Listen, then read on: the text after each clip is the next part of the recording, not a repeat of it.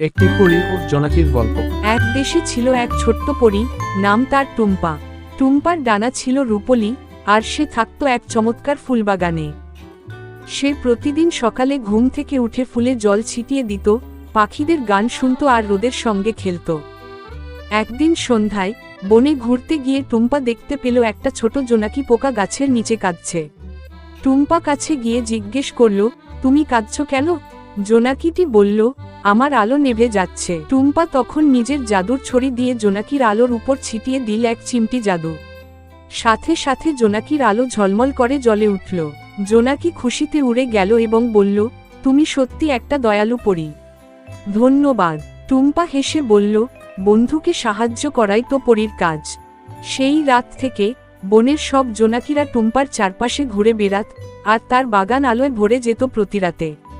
বন্ধুরা, গল্পটি ভালো লাগলে লাইক, কমেন্ট এবং সাবস্ক্রাইব করে পাশে থাকুন।